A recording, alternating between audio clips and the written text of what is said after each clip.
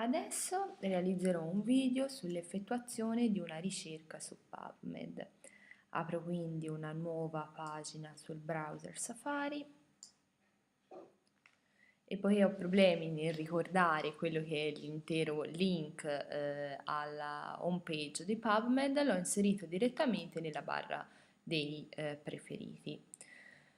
In quello che è il box delle ricerche posso digitare parole chiavi a piacere che in questo caso nella ricerca che andrò a effettuare non sono direttamente collegate, appunto musical therapy, non sono direttamente collegate ai corsi, alle materie affrontate nel corso di medicina e chirurgia dell'ultimo trimestre, appunto, ma sono inerenti, diciamo, ad un mio interesse personale relativamente a quella che io credo essere la capacità insita in tale arte della musica, appunto di lenire il dolore dei malati. Benissimo, mi si aprono ben 1163 risultati, cioè 1163 articoli che contengono queste parole chiavi, che sono decisamente troppi da essere spulciati uno per uno. Pertanto ricorre ai cosiddetti limits, che appunto si trovano sulla sinistra e sono dei filtri specializzati che mi permettono di raffinare quella che è la mia ricerca e limitare appunto i risultati ottenuti. Possiamo vedere che esistono filtri relativi all'anno di pubblicazione dell'articolo, relativi al tipo di articolo, relativi agli studi affrontati, appunto alle ricerche affrontate e descritte nell'articolo, che possono essere dirette o sugli umani, appunto riguardare l'ambito prettamente umano o quello di altri animali. La lingua appunto nella quale è stato scritto l'articolo, che non sempre risulta essere l'inglese, anche se nella maggior parte dei casi appunto è l'inglese. Quindi seleziono come filtro l'inglese e già si può vedere come da 1163 risultati si sia scesa a 1025 risultati. Seleziono poi risultati o comunque studi legati all'ambito umano e si scende ancora a 988 risultati. E infine seleziono un filtro relativo a articoli dei quali posso accedere anche alla versione integrale, appunto a quello che è il testo intero contenuto nella rivista che appunto ha pubblicato l'articolo. Sopra questo si può vedere come siano disponibili altri due tipi di filtri, due altri tipi di filtri, uno relativamente all'abstract, cioè alla presenza di un articolo parziale, diciamo, a un estratto dell'articolo integrale. L'altro invece mi permette di affinare la ricerca in modo tale che i risultati siano testi, articoli integrali, la cui lettura sia completamente libera. Si può vedere come si sia arrivati ad un totale di 840 articoli, che è nettamente inferiore, ma comunque sempre elevato ai fini di una ricerca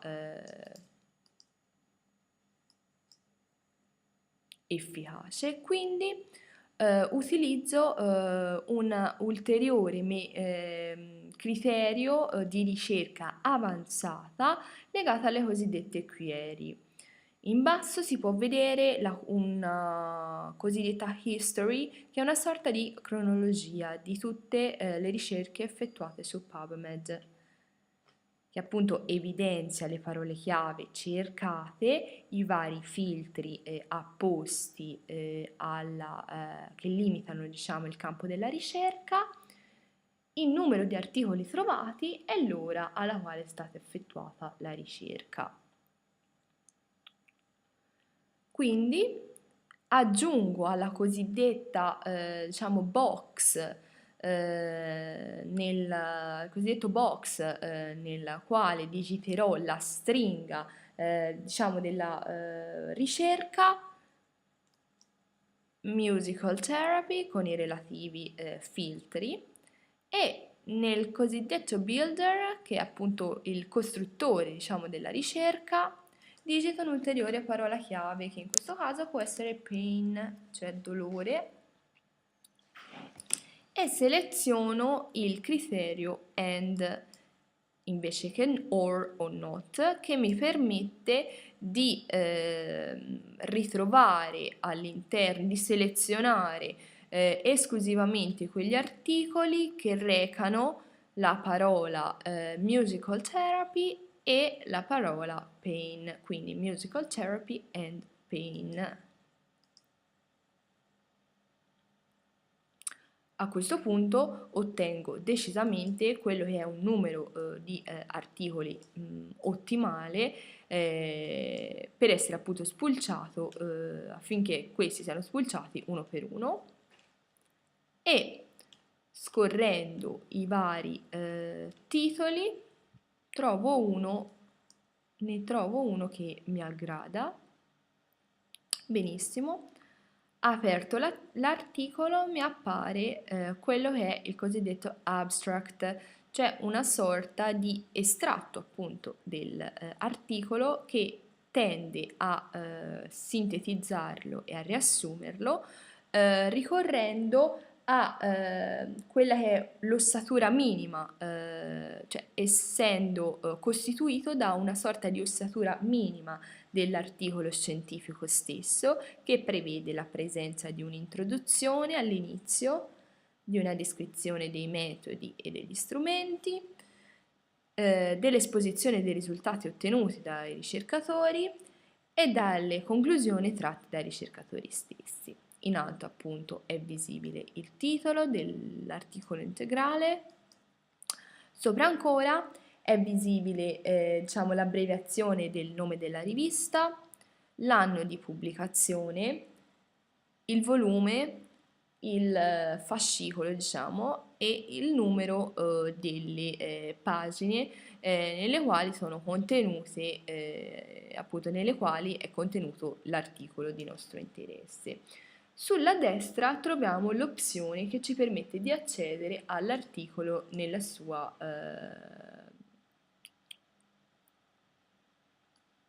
completezza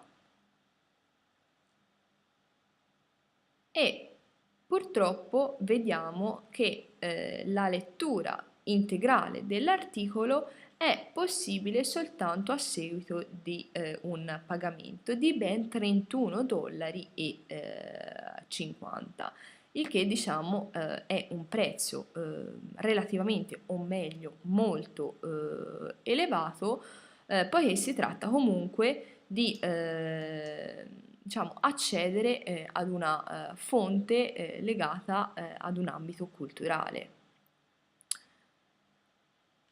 Proviamo però a accedere, diciamo, alla lettura di questo articolo mediante il proxy server della Università degli Studi di Firenze, che in quanto tale ha acquistato, diciamo, acquista gli abbonamenti di determinate riviste e consente appunto agli studenti e ai lavoratori che fanno parte dell'Università di Firenze di accedervi liberamente. Benissimo, accediamo al proxy server dell'università. Così facendo appunto si può navigare anche da casa utilizzando appunto quello che è il proxy dell'università. In questo modo, cioè, possiamo rendere il nostro computer di casa una sorta di computer fisicamente posto all'interno, come se fosse fisicamente posto all'interno delle mura della biblioteca della nostra università. Perfetto.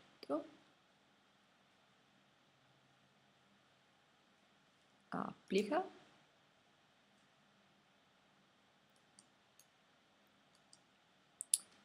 E adesso proviamo a ripetere l'accesso.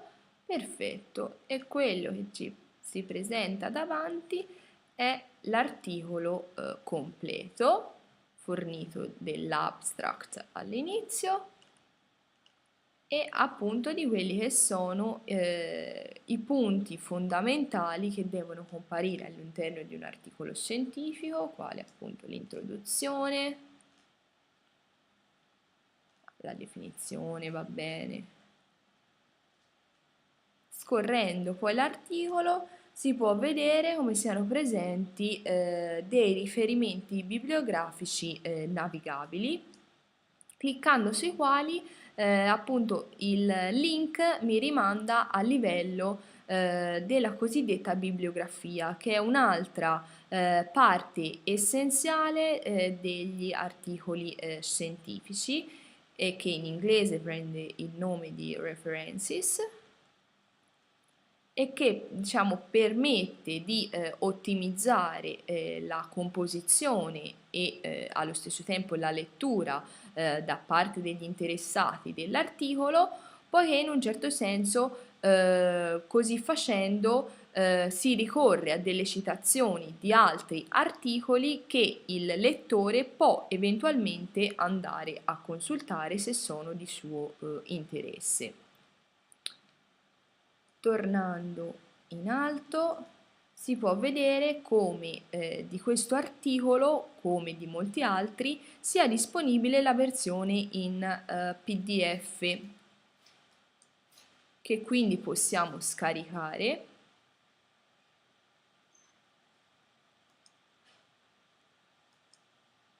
No.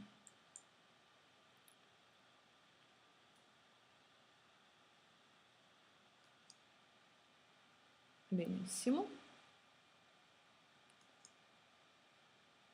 Ecco qui il download.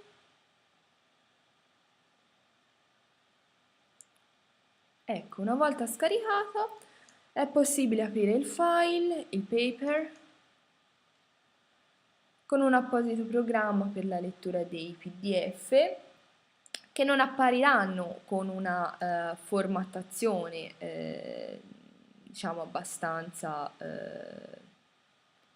semplice, ma come degli articoli appunto in forma cartacea e quindi la versione PDF appunto dei paper è concepita per essere stampata. Ecco, vedete? Perfetto.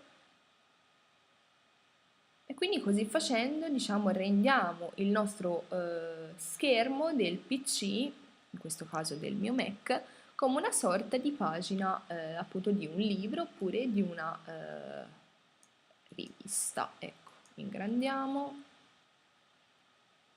Perfetto. E così adesso è possibile scorrere come se fosse un documento cartaceo. Ecco qui la bibliografia di cui parlavamo prima, references in inglese, le conclusioni, eccole,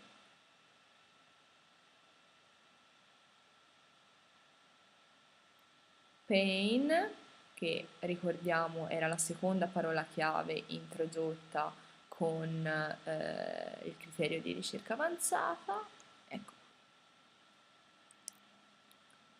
perfetto. Infine su PubMed ci permette, diciamo, di, tornando alla home page,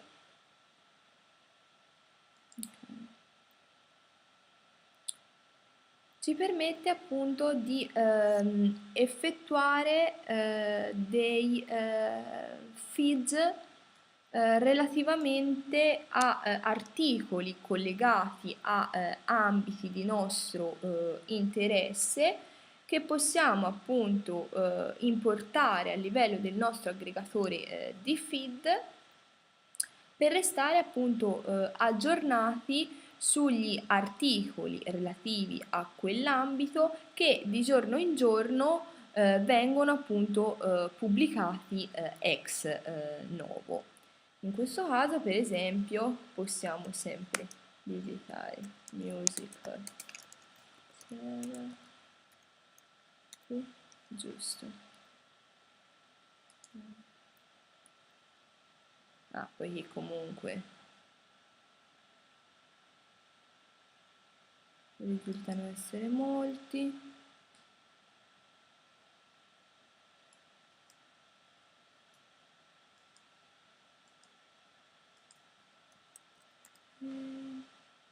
Edit, search. Ok, e quindi attraverso questa procedura selezioniamo l'opzione pre che già è impostata di rimanere diciamo al corrente di quelle che sono le più recenti 15 pubblicazioni relative a queste parole chiave, quindi creiamo il feed, copiamo il link e adesso apriamo quello che è il nostro programma RS All. Perfetto, eccoci qua, è già presente il link, quindi andiamo avanti, lo inseriamo nel folder Studia Università e gli diamo il nome coerentemente a quelle che sono le parole chiave della nostra ricerca.